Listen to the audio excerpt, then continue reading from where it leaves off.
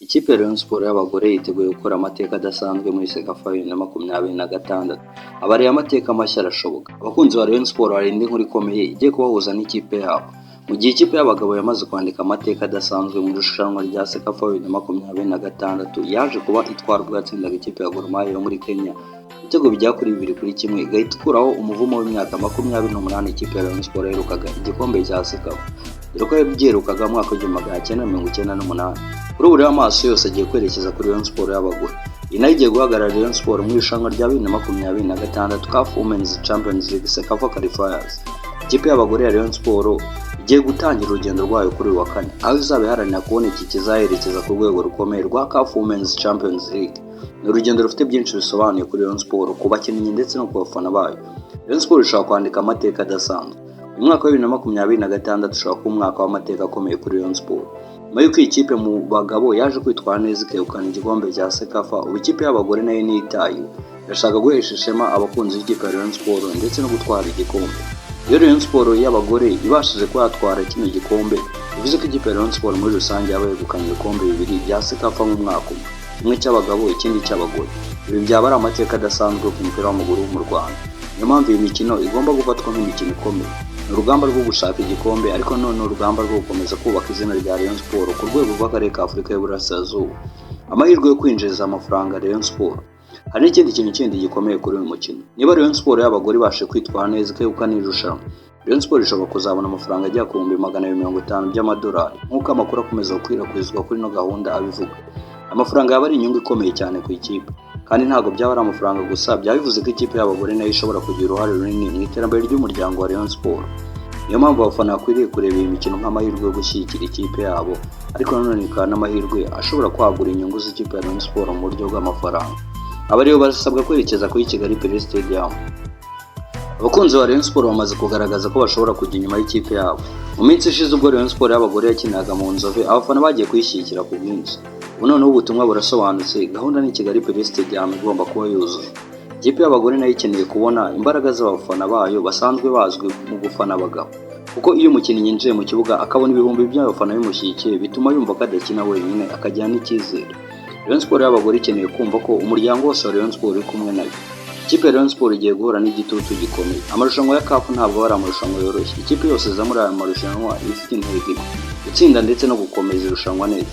Rayon Sports y'abagore rero igomba kwinjira mu kibuga yiteguye mu buryo bwose. Abakinnyi bagomba gukina bafite icyizere, ariko bakirinda kwirara. Abafana bo bakagira uruhare rukomeye mu kuba umusemburo w'ikipe, bakayiha imbaraga kuva ku munota wa mbere kugeza ku wa nyuma. Ikipe y'abagore nayo ikwiye guhabwa umwanya. U Rwanda umupira w'amaguru w'abagore ukomeje gutera imbere. Kuba Rayon Sports ifite ikipe y'abagore iri mu marushanwa nka CAF Women's Champions League Cecafa Qualifiers ni amahirwe akomeye cyane yo kumenyekanisha ikipe ndetse n'abafana bayo. Ariko kuri ubu ngubu gushyigikira ikipe ya Rayon Sports y'abakobwa ni bimwe mu bintu abantu bagomba kuba bakora, ndetse bagashyigikira ino kipe isanzwe ifite abafana benshi. Iyo abafana bitabiriye imikino yabo, bituma abakinnyi yumva ko bakora bifite agaciro ndetse bakabona ko bashyigikiwe, kandi bishobora gufasha ikipe mu gukomeza gukura. Ubutumwa bugenewe abari ubu ngubu ntabwo ari igihe cyo kureba kure. Igihe cyanyu cyo kuba mwafana ndetse mugashyigikira ino kipe y'abagore mu rugendo rwayo igiye gutangira ni ikintu cy'inkunga. Niba mwashoboye kujya kuri stade gushyigikira ikipe y'abagabo, nta mpamvu yo kutajya ngo mushyigikire n'ikipe y'abagore. Niba Rayon Sports y'abagore itsinze, ni Rayon Sports y'abagabo nayo ibitsinze. Niba itwaye igikombe, ni Rayon Sports banditse amateka. Kandi niba ikipe ibonye amahirwe yo kugera ku rwego rwa CAF Women's Champions League, izina rya Rayon Sports rigenda rizamuka. Itike nayo yarateguwe. Ku bafana bashaka kujya kuri Kigali Pele Stadium, ubutumwa ni ukugura amatike hakiri kare. Amatike yavuzwe ko ahendutse cyane, aho abafana bashobora gukoresha akanyenyeri 939 akanyenyeri 3 urwego mu buryo bwateganyijwe bwo kuyabona. Nakanya ko kwereka ikipe ko itari yonyine, ndetse ikereka ko abafana bahari. Ese Rayon Sports ishobora gutwara Cecafa ebyiri? Iki ni cyo kibazo gikomeye kiri ku mitima y'abafana b'ikipe ya Rayon Sports. Ese 2026 ishobora kuba umwaka wa Rayon Sports itwara Cecafa ebyiri? Ikipe y'abagabo yamaze gutuma abafana ba Rayon Sports bagira icyizere. Ubu ikipe y'abagore nayo igiye kugerageza gukora ibitangaza byayo. Niba ibashije gutwara irushanwa, Rayon Sports izaba yinjiye mu mateka mashya. Yaba ari ikimenyetso cy'uko Rayon Sports idashingiye gusa ku ikipe y'abagabo, ahubwo n'ikipe y'abagore ishobora guhatana ibikombe byo ku rwego rw'akarere. Abafana bashobora kuba umukinnyi wa 12 mu kibuga. Abakinnyi nibo bakora akazi kenshi, ariko ku ruhande rw'abafana hari akandi kazi gakomeye: gutera imbaraga ikipe. Indirimbo za Rayon Sports, amabendera, imyambaro y'ikipe ndetse n'ijwi ry'abafana bishobora gutuma Kigali Pele Stadium iba ahantu hakomeye cyane, ikipe izaba irimo irakinira ibona ko ishyigikiwe. Niyo mpamvu ubutumwa ari bumwe, aba rero nimusohoke mugane kuri stade mujye gushyigikira ikipe y'abakobwa banyu, mujye kubereka ko Rayon Sport ari umuryango umwe. Kuri uyu wa kane Rayon Sport Women iratangira urugendo rwayo rw'aya marushanwa. Hari igikombe gihanganirwa, hari amakipe azaba ahatanira kuri kino gikombe, hari amahirwe y'uko ikipe ya Rayon Sport ishobora guhagararira Rayon Sport ku rwego rwa CAF, hari n'amahirwe y'amafaranga menshi ashobora gufasha ikipe. Ariko hejuru ya byose hari ikintu kimwe gikomeye, izina rya Rayon Sport.